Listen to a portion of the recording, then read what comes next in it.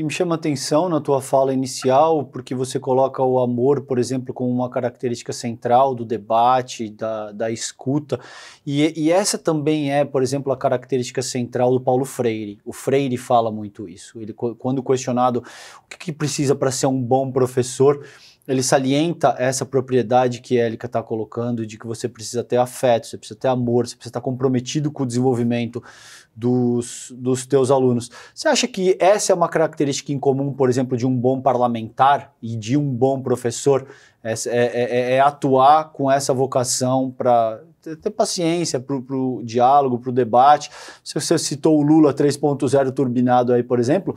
Essa é uma característica, né, Élica, do próprio presidente da República. O Lula é muito conciliador. Ele escuta, ele debate, ele chama para conversa, o que é radicalmente diferente, por exemplo, do próprio Jair Bolsonaro, que é uma figura absolutamente destemperada, que não consegue muito conversar, que xinga todo mundo, né? Queria te ouvir um pouquinho se você entende que essa característica do afeto e do amor é algo que se aplica tanto para a docência quanto para a prática parlamentar. Creio que sim, porque é claro que, né, bons parlamentares não necessariamente tenham sido professores ou atuado nessa área como profissional da educação.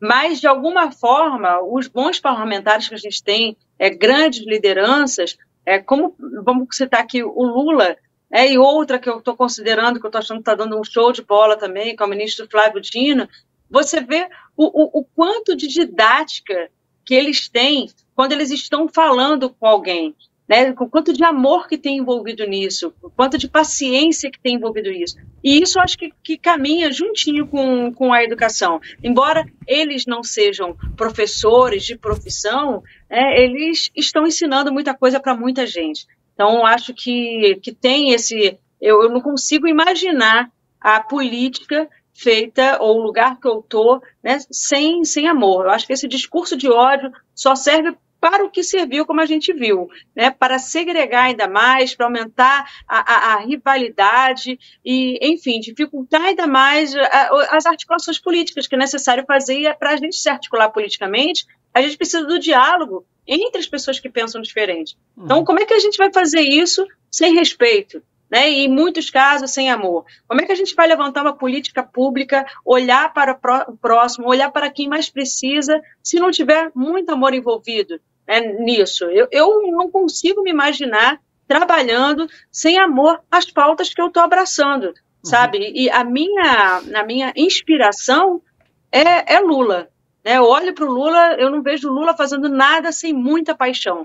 E lidando com as pessoas, inclusive que pensam muito diferente dele, sem esse afeto todo envolvido, sem esse respeito todo envolvido.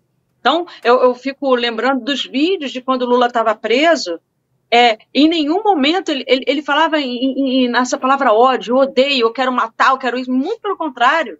Ele valorizava a justiça, falando que a justiça tinha que ser feita, sabe? Que ele queria conversar, que ele queria ver, que ele queria encarar os adversários políticos dele. Era o que ele falava, assim, meu Deus do céu, né? O cara estava preso injustamente, passou por, assim, maus bocados sem poder ir ao enterro do neto, do irmão, e ainda assim, ele não, em nenhum momento, quando ele saiu, ele teve um discurso de ódio, muito pelo contrário.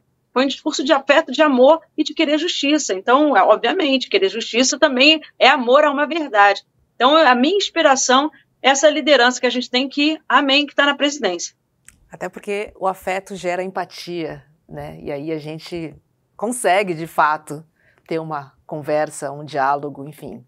Enxergar o outro, entender a posição do outro, por que ele está defendendo aquilo. Acho que é uma pergunta que a gente tem que fazer muito, sabe? Sim. Porque hoje em dia eu sinto, eu acho que, enfim, vocês devem compartilhar comigo, as pessoas não ouvem, as pessoas falam, a minha posição é essa e eu defendo isso e, assim, às vezes o argumento é bem raso e tal. Mas ainda que ela tenha esse argumento raso, acho que vale a gente pensar por que ela está acreditando naquilo, sabe? Uhum. A gente consegue ter um diálogo quando tem empatia, quando tem um afeto, quando tem o amor, acho que tá tudo ali, né? A gente conversou aqui com o Henrique Vieira, com o pastor Henrique Vieira, e ele disse algo interessante, que muito se fala a respeito de falar bonito, e pouco se fala a respeito de escutar bonito. Escutar bonito. E ele ressalta a importância de escutar bonito, de ser capaz de escutar com propriedade, não só esperando a sua vez de falar, mas de levar em consideração, de fato, aquilo que está sendo proposto pelo teu interlocutor. Muito bom, Rô. Eu queria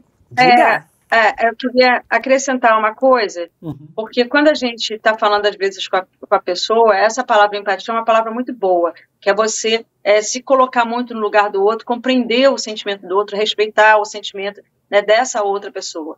Então, às vezes, o que para a gente é muito fácil acreditar, para as pessoas é muito difícil, e vice-versa também. O livro que eu escrevi, Como Dialogar com o Negacionista, que, volto a dizer, o título, né, é uma pegadinha, eu consigo colocar no livro que todas as pessoas são negacionistas quando o assunto interessa ou nos desinteressa. Então, às vezes, quando eu vou mexer, o negacionista é aquela pessoa que nega uma verdade, que nega dados, e a gente nega também muita coisa. Se o assunto mexer muito com a gente não quer encarar a verdade, a gente nega essa verdade também.